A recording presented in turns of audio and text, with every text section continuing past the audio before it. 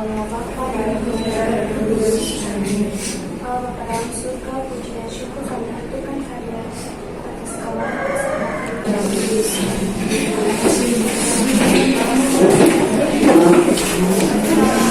Banyak terima kasih banyak. Silakan duduk. Pilih bersama dengan Pak untuk bersama kita pada pagi hari ini. Kemudian kita masuk pada proses pembelajaran. Untuk itu Pak absensi dulu ya. Langsung saja. Agnes Megli. Hadir Pak. Alberto Granimo. Hadir Pak. Alexander Klabu. Hadir Pak. Saul. Hadir Pak. Kusnila Otto. Hadir Pak. Lukis Aman. Hadir Pak. Maria Jani. Hadir Pak. Marta. Izin Pak. Izin ya. Izin satu yang sakit ya. Berarti yang hadir saat ini 34 ya.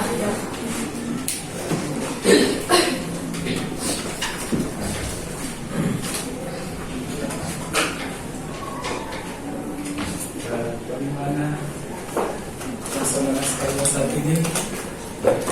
Ya. Gimana? Apakah dengan kehadiran Ibu Tili berasanya apa? Panik, gugup? Tidak ya, Sata? Atau bagaimana?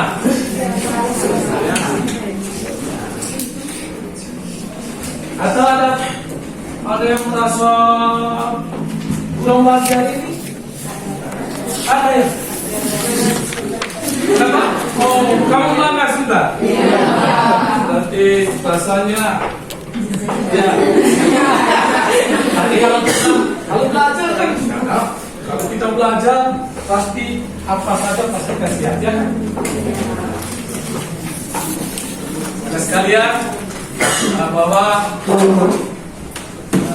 pada prinsipnya sudah kita hadir di kelas ini, kita mengikuti proses pembelajaran dengan konsentrasi penuh dengan kemarin sudah ya? Oh ya, kesepakatan kelas ya, ada toh? Ada. Jadi kita sudah bahas itu pada awal kemarin. Mari kita kesepakatan itu benar-benar diyakini dalam pribadi kita ya. Salah satunya kan apa kemarin? Coba kelas masukin. Kesepakatan kelas 12-1. Salah satunya kan? Menjaga kebersihan kelas.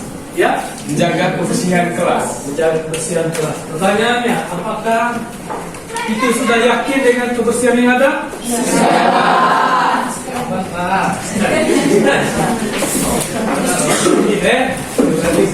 Kamu yakin benar bahwa kesepakatan itu dijalankan dengan baik? Nah sekalian, kita coba berdiri.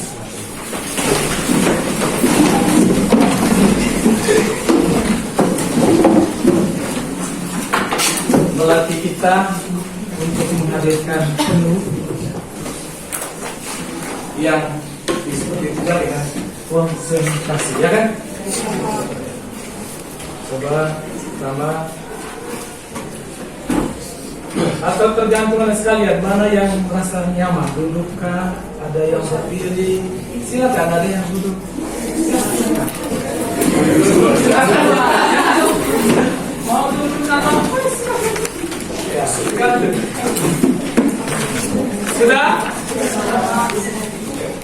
Yang pertama, silakan tutup mata.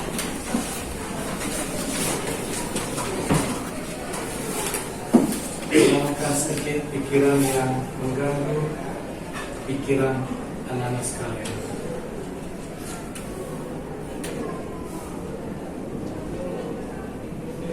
Kemudian pelan-pelan tarik nafas melalui hidung dan keluarkan juga melalui hidung.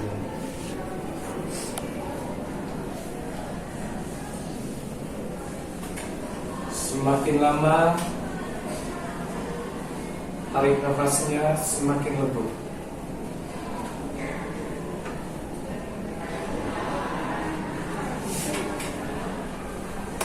Dan keluarkan pelan-pelan melalui hidung.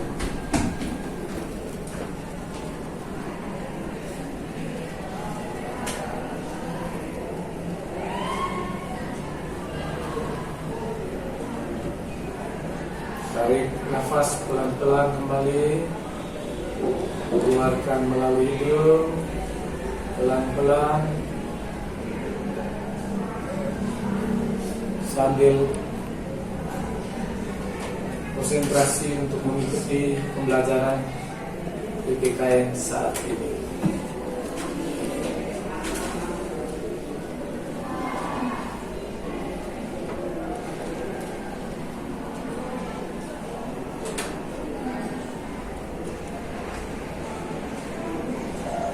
Oke, selesai. Silakan.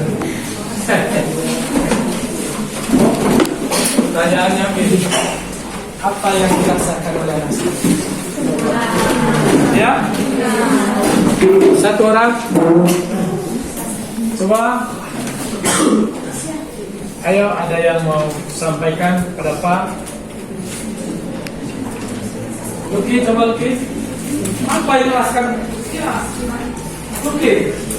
Bagaimana Pak Luki? Lebih tenang ya.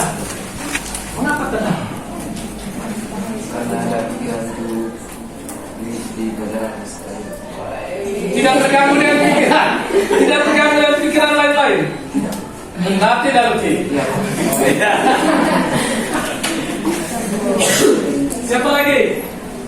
Ada lagi? Siapa ini? Edra ya. Apa yang dirasakan pun waktu itu?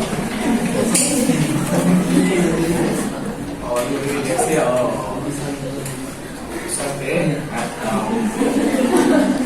Jadi ini teknik cara untuk kita menghadirkan itu jiwa dan raga kita dalam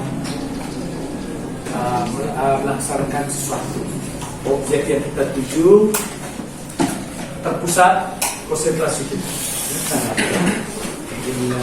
Bukan hanya di sini dan di mana-mana, tapi anak-anak sekalian berada di tempat lain untuk menghadirkan mindfulness, menghadirkan penuh konsentrasi kita seperti itu. Ya?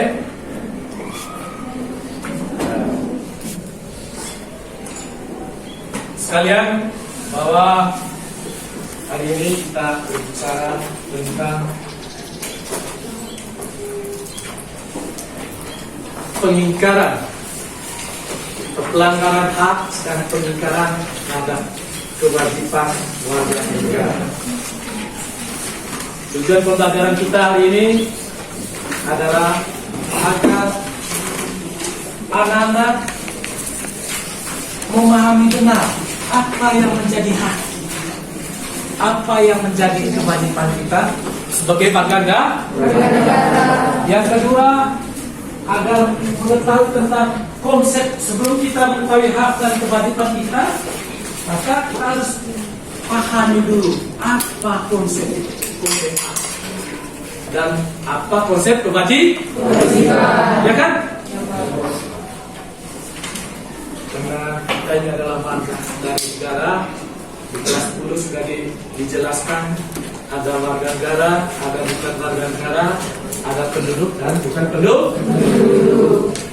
Ya kan? Kamu tahu sebentar. Ya. Kalau kita sebagai warga negara, apa warga negara itu? Ini kelas 10. Kelas 10. Ya. Warga negara. Ada? Ini kan materi kelas 10. Ada warga negara, bukan warga negara, kemudian ada penduduk dan ada bukan penduduk. Dan ini kan warga negara. Coba benar tidak? Iya. Konsep warga negara itu bagaimana? Oh, siapa? Oh, silakan Teddy. Kalau menurut saya warga negara itu adalah seorang atau individu yang diakui secara sah oleh sebuah negara. Berarti misalnya pangkatan warga negara Indonesia, berarti orang atau individu tersebut dia diakui secara sah oleh undang-undang dasar 1945. Menurut Teddy, warga negara itu adalah orang yang diakui secara sah oleh negara. Oh. Ya, kita tepuk tangan untuk Teddy. Ya. Ada konsep lain lagi tentang warga negara?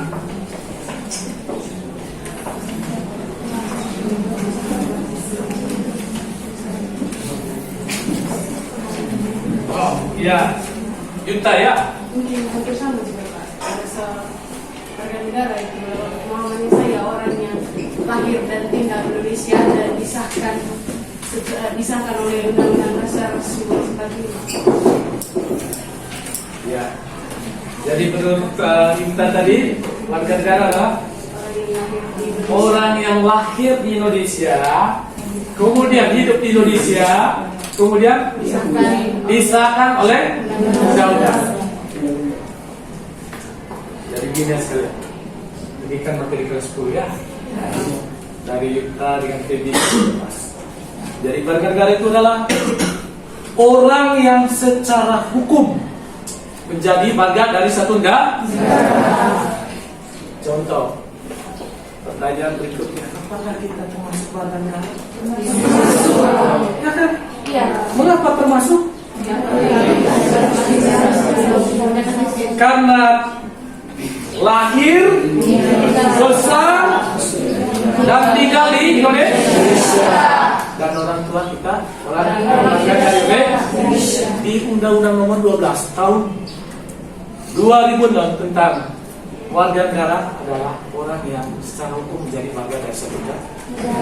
Nanti ada yang disebut dengan naturalisasi, proses berwarga negara. Ada warga negara ada prosesnya secara istimewa, ada prosesnya secara biasa. Kalau dia secara istimewa macam pemain bola kaki itu ya, dia cepat sekali prosesnya karena dia dibutuhkan oleh negara. Sedangkan kalau proses biasa ada aturannya menurut Undang-Undang Nomor 12 tahun 2006. Jadi itu sebagai pengantar dari kita melihat lagi pemahaman anda sekalian terhadap warga negara, karena erat kaitannya dengan hak dan kewajiban sebagai warga negara. Kemudian hari ini kita membentuk dalam kelompok. Anda sekalian dengar dulu, ada videonya. Nanti amati video itu dengan baik, kemudian nanti Pak ambil KPD untuk dikerjakan, kemudian dipresentasikan. Saya. Silakan dalam kelompok seperti biasa, kelompok yang sudah kita lakukan sebelumnya.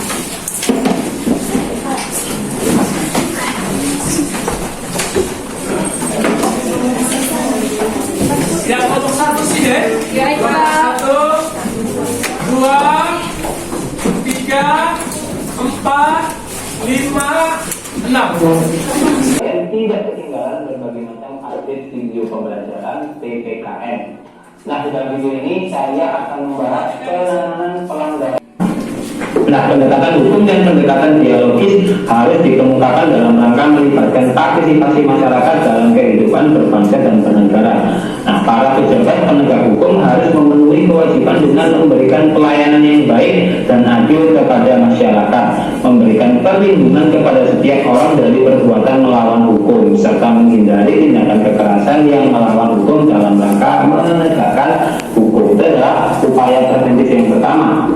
Yang kedua adalah yaitu optimalisasi peran lembaga negara penegakan hak dan kewajiban warga negara. Ya. Jadi upaya ini selain lembaga tinggi negara yang berwenang dalam penegakan hak dan kewajiban negara seperti KPK, Lembaga Ombudsman Republik Indonesia, Komnas HAM, kemudian ada KPAI, ya, dan juga Komisi Nasional Anti Kekerasan Terhadap Perempuan atau biasanya kita kenal dengan nama Komnas Perempuan. Jadi lembaga-lembaga itu yang punya wewenang untuk melakukan penegakan berbagai macam pelanggaran itu tadi harus benar-benar dioptimalisasi, gitu ya.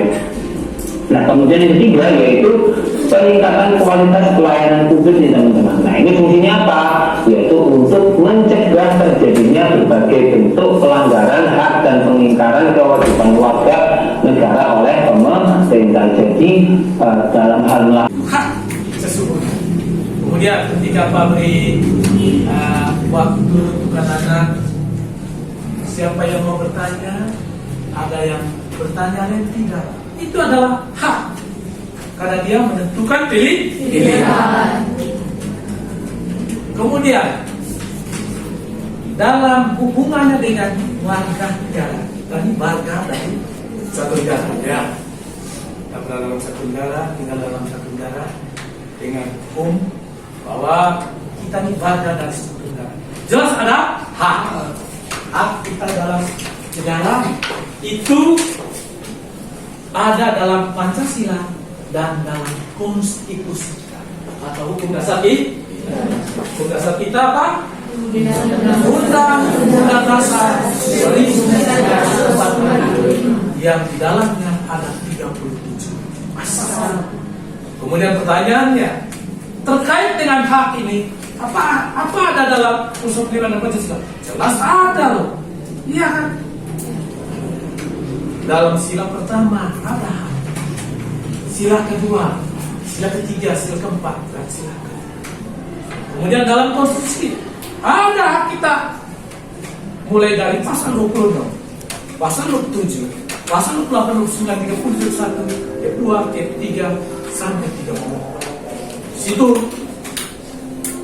ada hak sebagai warga negara. Kemudian yang kedua, kewajiban. Gampang saja kewajiban. Dan kata dasar dari kewajiban itu apa? Wajib itu artinya apa? Sesuatu yang harus atau mesti dilaksanakan. Kalau harus, berarti ada konsekuensi di dalam.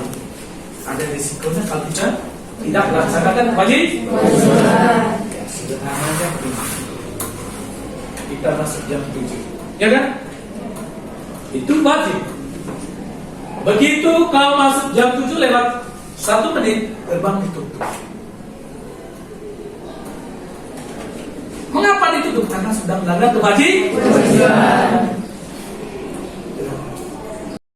Anak sekolah yang sementara tidak pakai helm apa semua tadi, cuma kamu jelaskan narasi. Kemudian yang kedua, kasus dalam video tersebut termasuk pelanggaran sila keberasuhan. Dianalisis, dijelaskan. Kemudian buatlah kesimpulan dari video. Bisa dimengerti? Bisa, Pak. Coba ya. Silakan. Saudara sekalian, buatkan itu nanti kita presentasi. Baik diberi keleluasan kepada anak-anak. Mau video pembelajaran, mau dalam bentuk PPT, MyPad, tentang konsep, opini, artikel, ataupun poster, silakan. Itu pabrik seluas-luasnya kreativitas. Substansinya adalah tentang pelanggaran hak dan pengingkaran terhadap kewajiban bangsa negara berdasarkan video. Bisa dipahami ya? Silakan. Oke, nanti kita presentasi ya.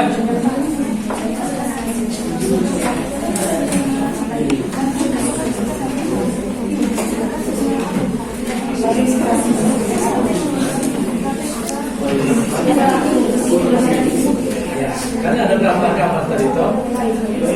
Ambil salah satunya ya. Ada berapa gambar tadi? Ambil salah satu gambarnya, dideskripsikan.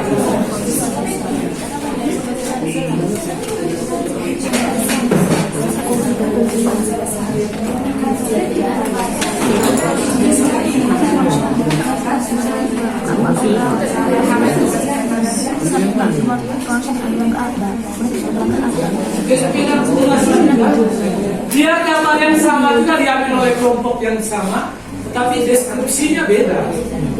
Ya kan? Dilihat dari perspektif mana, sudut pandangnya mana.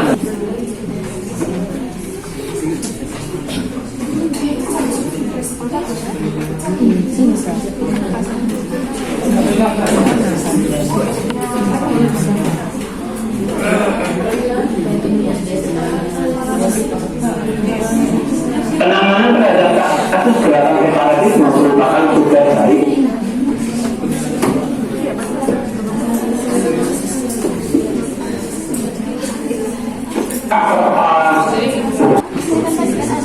BTNI C kepala.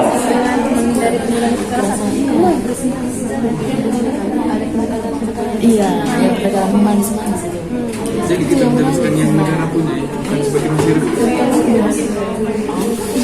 Ini kan tentang negara punya itu. Masyarakat kita tidak terlibat langsung. Nah, ini karena bagaimana menurut kalian?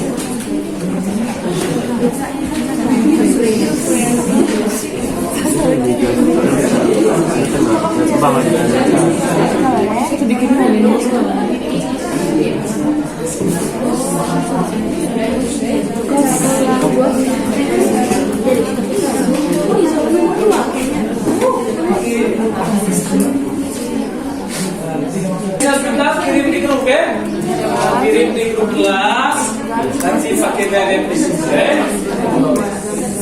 distrukturkan dulu.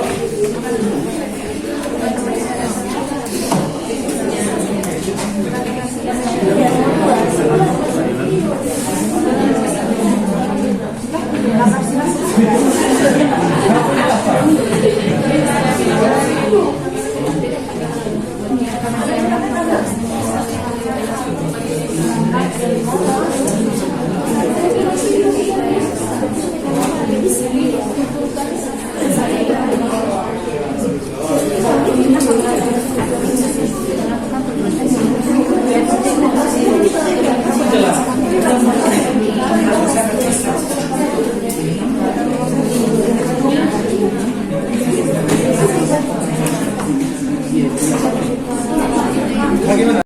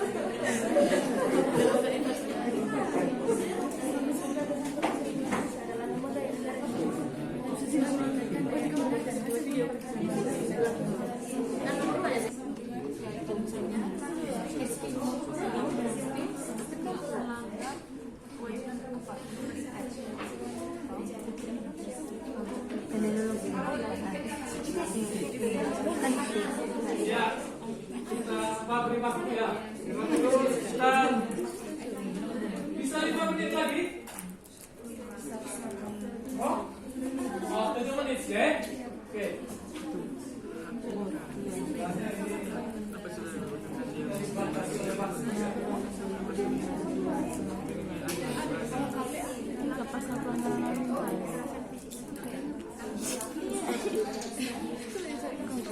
Iya, dia dalam UU tentang dia. UU.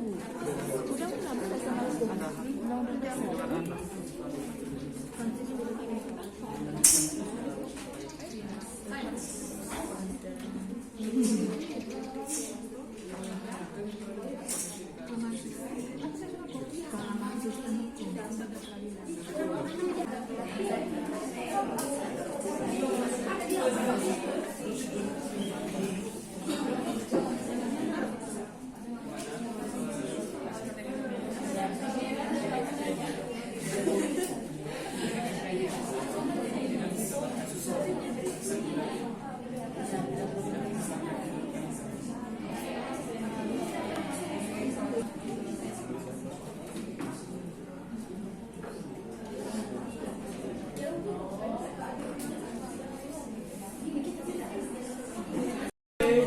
Terima kasih atas waktu dan kesempatan yang diberikan pada kelompok kami. Pada kesempatan kali ini, kami akan mempresentasikan hasil diskusi kami. Dan kesempatan pertama saya berikan kepada teman Cip. Jadi sebelum masuk ke materi, pertama-tama kita harus mengetahui apa itu hak dan kewajiban. Karena pada hari ini kita membahas mengenai pelanggaran hak dan kewajiban. Jadi pertama-tama, pada dasarnya manusia memiliki yang namanya hak dan kewajiban asasi manusia. Jadi hak dan kewajiban ini bersifat universal. Jadi mau kau dari negara manapun kau akan memiliki ini hak dan kewajiban. Namun hak dan kewajiban asasi manusia berbeda, namun agak sama dengan hak dan kewajiban warga negara. Perbedaan mendasar antara keduanya adalah bahwa hak dan kewajiban warga negara itu dibuat secara hukum, dan itu hanya dimiliki ketika kita memiliki keluarga negara. Seperti kita warga negara Indonesia, maka dari itu kita memiliki hak keluarga negara Indonesia. Misalnya di sini kita memiliki hak untuk mendapatkan posisi dalam pemerintahan. Kita berhak menjadi anggota legislatif. Lalu yang kedua ada kewajiban warga negara.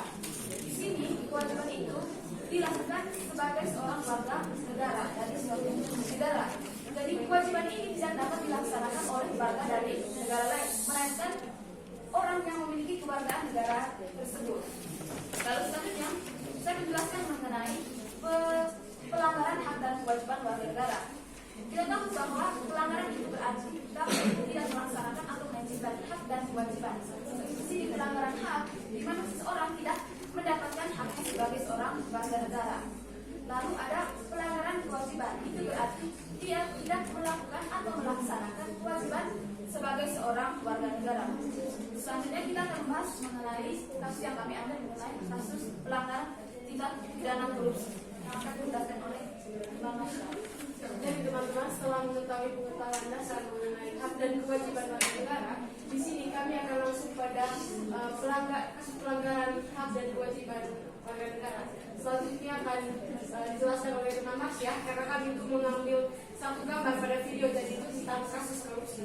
Jadi kami akan menjelaskan kasus yang telah kami pilih. Kepada teman Mas ya, waktu dari kesempatan kami silakan. Jadi dari poster yang kami paparkan di sini, kita Ini bisa dalam lihat. bentuk, permisi dulu ya. Ini dalam bentuk poster ya. Ya, Mas. Jadi dari poster ini kita bisa tahu bahwa kasus yang kami paparkan di sini adalah kasus korupsi. Kurang mungkin teman-teman tahu fasilitas dari korupsi apa. Jadi korupsi adalah suatu tindakan di mana seseorang menyalahgunakan uang negara secara diam-diam untuk kepentingan pribadi ataupun kepentingan lain yang bukan menjadi urusan negara. Berikutnya akan dijelaskan oleh Jadi di sini saya akan menjelaskan mengapa kasus korupsi itu dapat dikaitkan dengan sila kelima pada Pancasila, yaitu keadilan sosial bagi seluruh rakyat Indonesia. Jadi di sini kita dapat lihat dalam sila kelima terdapat poin di mana keadilan sosial. Keadilan sosial dan seluruh rakyat Indonesia. Di mana korupsi ini merupakan suatu tindakan penyelewengan kekuasaan yang dilakukan secara mandiri untuk kepentingan pribadi, bukan kepentingan rakyat Indonesia, sesuai dengan sila kelima, yaitu kepentingan bagi seluruh rakyat Indonesia. Kenapa dapat dikaitkan dengan keadilan sosial? Yaitu karena pada sila kelima keadilan sosial bagi seluruh rakyat Indonesia, keadilan ini dapat dikaitkan dengan nilai kemanusiaan.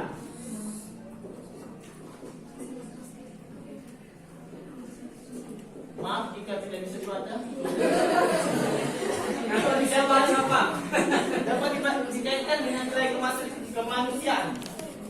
Sebab nilai kemanusiaan ini dari korupsi ini dapat mengancam pembangunan dan memperburuk kondisi sosial ekonomi. Kenapa begitu? Sebab dari korupsi ini pembangunan dari tingkat kesehatan, pendidikan itu terhambat sehingga dari rakyat Indonesia tidak mendapatkan keadilan yang seharusnya mereka dapatkan. Sebabkan uang yang mereka korupsi itu pada dasarnya kembali lagi dari rakyat kepada rakyat dan untuk rakyat. Jadi nilai kemanusiaan ini sangat berhubungan dengan korupsi itu, yaitu sesuai pada sila kelima. Sebab korupsi juga itu merusak etika dan moral seseorang, di mana dari tindakan korupsi terjadilah yang namanya penyelewengan kekuasaan, atau juga disebut mereka itu egois, mementingkan diri sendiri. Terus korupsi juga banyak mengabaikan nilai-nilai etika moral seperti kebenaran, keadilan, tenggang rasa, dan juga saling menghargai. Dan mungkin itu saja yang bisa saya jelaskan mengenai hubungan antara korupsi terhadap sila kelima pada Pancasila. Oke teman-teman, saya akan mengambil satu contoh kasus korupsi yang masih hangat dibicarakan, yaitu kasus Menteri Komunikasi Informasi Banten sekarang. Ya, Banten Pak, Mas Pak Joni Plate. Karena kami mengangkat kasus ini karena masih hangat dibicarakan. Jadi seperti yang sudah dijelaskan itu, pelanggaran HAM menjadi salah satu alasan mengapa korupsi adalah kejahatan luar biasa.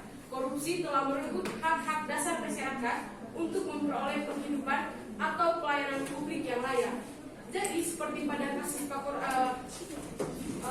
korupsi yang dilakukan oleh Pak Joni Plate, di mana sebenarnya proyek pembangunan Menara BTS 4G Kominfo dilakukan untuk memberikan pelayanan digital di daerah terdepan, terluar, dan tertinggal.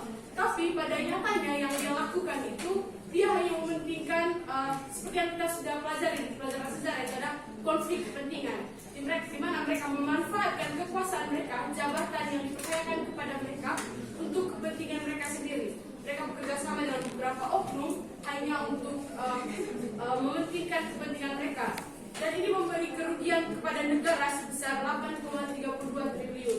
Bayangkan teman-teman, banyak masyarakat Indonesia yang masih membukukan kehidupan yang layak atau belum mendapatkan kehidupan yang layak. Sedangkan mereka yang sudah mendapat jabatan, sudah punya kehidupan yang layak, bisa-bisanya korupsi sebesar itu. Dan mereka tidak pernah memikirkan bagaimana masyarakat-masyarakat lain yang masih membutuhkan itu. Jadi itu masuk dalam pelanggaran HAM, karena itu tadi mereka merenggut hak-hak dasar masyarakat untuk memperoleh penghidupan atau pelayanan publik yang layak. Jadi itu untuk lebih memperjelas mengenai kasus korupsi tadi. Selanjutnya akan dijelaskan, kesimpulan akan dijelaskan oleh teman Alex. Jadi kesimpulannya, dari beberapa hubungan sila Pancasila dalam kasus korupsi tersebut, kita dapat tahu bahwa nilai korupsi ini sangat melanggar sila kelima, yakni keadilan sosial bagi seluruh rakyat Indonesia. Oleh karena itu, sebagai warga negara yang berideologi Pancasila, kita harus memperkuat pengalaman nilai-nilai Pancasila dalam kehidupan sehari-hari dan berperan aktif dalam gerakan anti korupsi untuk menciptakan keadilan sosial bagi seluruh rakyat Indonesia. Sekian presentasi kami mengenai materi ini. Kepada teman-teman yang mungkin ingin menanggapi mengenai hasil diskusi kami, waktu dan kesempatan kami persilakan. Ya, kita tepuk tangan dulu. Kelompok pertama tadi kelompok 3 ya. Ya. Seperti pada aturan sebelumnya, satu kelompok satu pertanyaan.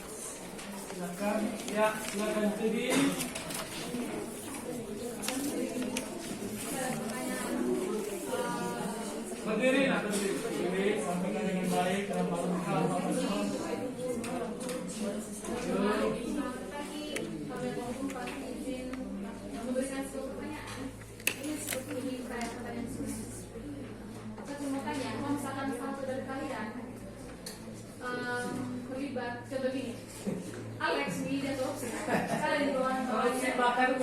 tuh.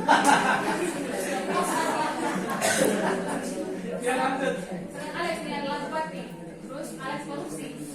Ezra sebagai anggota DPR, ketua DPR, dia tahu Alex korupsi dan dia tahu terima uang suapnya Alex juga. Sekarang apa tindakan Ezra? Saat Ezra tahu, oh berapa saat diterima uang suap? Apakah tindakan? Apakah salah lapor itu kasus? Yang berarti kan kena tahu juga, toh? Atau saat tutup mulut pada kasus ini? Ya. Ini namanya dilema etika. Ya. Kalau di Dari kami bertanya, sebelumnya teman-teman dari yang menjelaskan bahwa hak dan kewajiban bersifat universal. Nah, seperti yang kita tahu, bersifat universal yang artinya ini tidak membeda-bedakan ras, suku, keyakinan, dan bangsa etnis. Nah, namun pada nyatanya banyak kejadian atau kasus yang dimana Indonesia sendiri juga bisa kita lihat juga kasusnya itu rasisme. Yang dimana Indonesia Timur itu dikucingkan atau dianggap sebagai daerah yang belakang lah, gitu ya. belakang, pokoknya seperti itu. Jadi bagaimana pendapat teman-teman terkait minimalisir kasus tersebut? Terima kasih. Siapa bertanya? Maksudnya begini, ada kasus tentang kesamaan derajat ya. Istilah kedua yang tetapi dalam prakteknya realistisnya bahwa masih ada kasus membeda-bedakan ras ya, yang sering rasisme, khususnya ada diskriminasi lokal wilayah. Dan kewajiban warga negara merupakan dua hal yang saling berkaitan. Jadi mereka ini bersifat kausalitas atau sebab akibat. Jadi kalau kita mau ambil punya hak, berarti yang pertama kita harus melakukan kita punya kewajiban dengan sebaik-baiknya. Lalu pelanggaran hak warga negara terjadi ketika warga negara tidak menikmati haknya sebagaimana mestinya yang ditetapkan oleh undang-undang dan merupakan akibat dari adanya kelalaian terhadap kewajiban baik yang dilakukan oleh pemerintah maupun warga negara sendiri. Misalnya pada Undang-Undang Pasal 27 ayat 2 itu kan dijelaskan bahwa setiap warga negara berhak untuk mendapatkan kehidupan yang layak. Tapi nyatanya pada saat ini, sekarang ini masih banyak warga negara atau masyarakat Indonesia yang tidak mendapatkan kehidupan yang layak. Kalau yang terakhir, ada tindakan terbaik dalam penegakan hak dan kewajiban warga negara adalah dengan mencegah timbulnya semua faktor penyebab yang kemarin tadi bersikap egoisme dan lain sebagainya dari pelanggaran hak dan pengingkaran kewajiban warga negara. Apabila faktor-faktor tersebut tidak muncul, pasti pelanggaran hak dan pengingkaran kewajiban warga negara dapat dihilangkan atau diminimalisirkan. Jadi itu saja dari kelompok kami. Sekian dari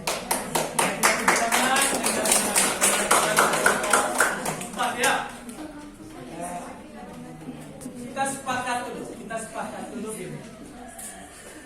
Apa kita langsung lakukan diskusi atau dua kelompok dulu presentasi baru kita lakukan diskusi? Dua kelompok dulu ya? Karena ini kita dibatasi waktu masalahnya. Kelompok 6 ya. Silakan. Selamat pagi Pak dan Ibu. Selamat pagi. Sekarang kami dari kelompok 6 akan mempresentasikan hasil diskusi kami berdasarkan video yang telah dipaparkan sebelumnya. Waktu dan kesempatan saya berikan kepada nanti. Yang pertama, kami akan membahas pengertian pelanggaran hak dan kewajiban warga negara. Jadi, pelanggaran hak merupakan tindakan yang melanggar kebebasan hak orang lain, yang dimana dia mengambil hak yang bukan miliknya dan dapat merugikan orang tersebut. Lalu, yang kedua itu pelanggaran kewajiban. Pelanggaran kewajiban merupakan pola tindakan warga negara yang tidak melaksanakan kewajibannya sebagai warga negara sesuai dengan ketentuan yang berlaku di negara tersebut. Lalu di sini ada contoh pelanggaran kewajiban. Selamat pagi. Masih segar-segar? Masih semangat? Semangat. Ya toh? Oke, kalau gitu karena kita dibatasi oleh waktu, maka minggu depan untuk anak-anak yang belum presentasi dalam kelompoknya, minggu depan. Kemudian hari ini cukup dulu presentasinya dari 3 kelompok tadi mewakili kita, dan kita lanjut yakni dari berbagai perspektif pandangan anak-anak tentang hak dan kewajiban warga negara. Kemudian itu dipresentasikan oleh anak sekalian. Sekarang apa kesimpulan yang ada menurut anak? Apa yang mau disimpulkan oleh kamu dengan presentasi kita pada hari ini atau materi kita pada pagi hari ini? Silakan.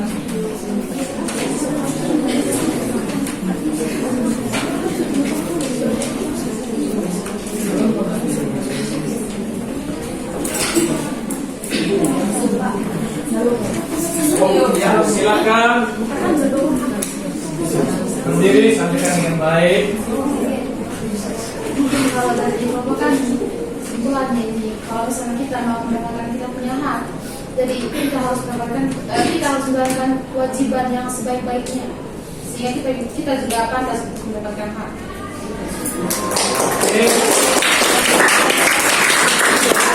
Kita ada hak dan kewajiban, kita laksanakan dengan baik kewajiban itu ya. Kemudian ya, mana? Silakan Salomo. Silakan. Berdiri. Terima kasih waktu dan kesempatan yang diberikan. Jadi kesimpulannya di sini kita sebagai warga masyarakat Indonesia juga harus menjalani kewajiban dan hak kita masing-masing dengan baik, karena kewajiban dan hak itu berjalan seimbang.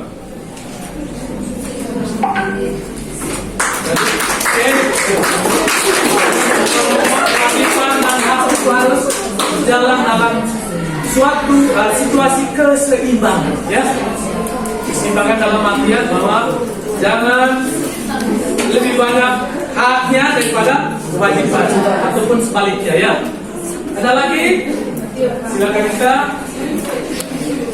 Jadi dari materi yang kita pelajari yang ini kami sangat yang kami tangkap itu mengenai pelanggaran hak dan kewajiban warga negara.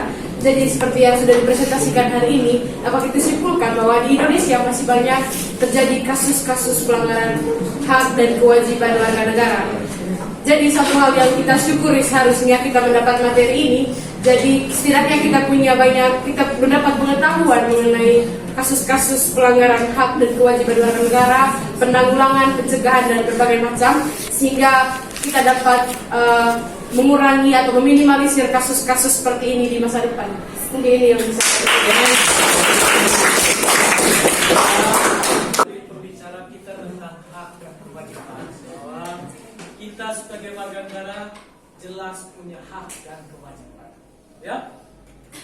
Hak dan kewajiban itu dalam pengertiannya bahwa hak itu adalah satu yang kita dapat, yang kedua serangkaian tindakan kita tergantung kita untuk menentukan di pasal menentukan pilihan. Kewajiban, yang kata wajib, sesuatu yang mesti atau harus dilaksanakan. Kapasitas kita sebagai warga negara, kita punya hak dan kewajiban. Dan hak dan kewajiban kita warga negara yang disebut dengan hak sebagai warga negara. Yang kedua ada yang disebut dengan hak asasi manusia. Kalau hak sebagai warga negara, berarti ruang lingkupnya hanya dibatasi oleh negara atau berada pada ruang lingkup negara. Tetapi kalau namanya hak asasi manusia, ruang lingkupnya lebih luas secara universal. Dia berlaku di seluruh dunia, berlaku di mana saja. Namanya hak asasi manusia, HAM. Contoh dari HAM itu adalah hak untuk hidup. Ketika Anda membunuh orang lain, berarti sudah melenyapkan hidup orang lain, maka itu dikategorikan melanggar HAM.